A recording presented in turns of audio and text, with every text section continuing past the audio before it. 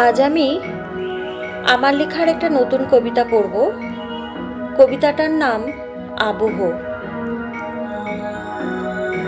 কিছুদিন আগে আমি আনন্দ সিনেমার জিন্দেগি ক্যাসে হ্যায় পেহলি গানটা সিনথেসাইজারে বাজানোর চেষ্টা করছিলাম। গানটা বাজানোর সময় লেখাটা আমার মাথায় এসেছিল। লেখাটা ভীষণ স্পর্শকাতর, খুব ছোট্ট লেখা। মনে হয় সবাই খুব ভালো লাগবে, সবার মনকে খুব ছুঁয়ে যাবে।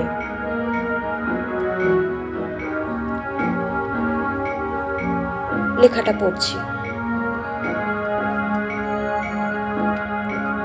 আবহ। না, তাকে কিছু ফেরত দেওয়া যায় না, তাকে ফিরিয়ে দেওয়াও যায় না, তার কাছে পৌঁছানো যায় না, তাকে হারিয়ে ফেলাও যায় না। তবু তাকে খুঁজতে হয়। যা কিছু বয়ে যাওয়ার তাই যদি হয় ক্ষণস্থায়ী, যা কিছু অচল তাও যে ক্ষণস্থায়ী।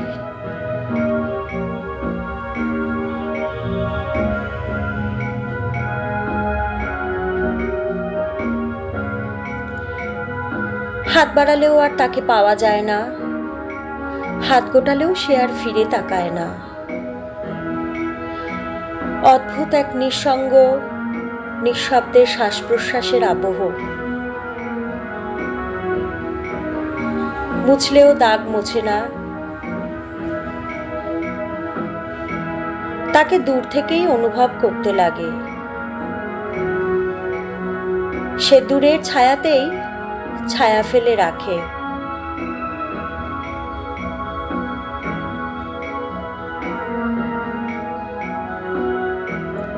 কি পড়ে রইল ঝড়ের স্রোতে,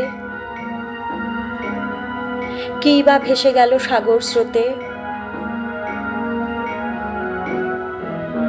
অবিচ্ছিন্ন সেই মায়ার জালে কি দিতে পারলাম মনের গহ্বরে।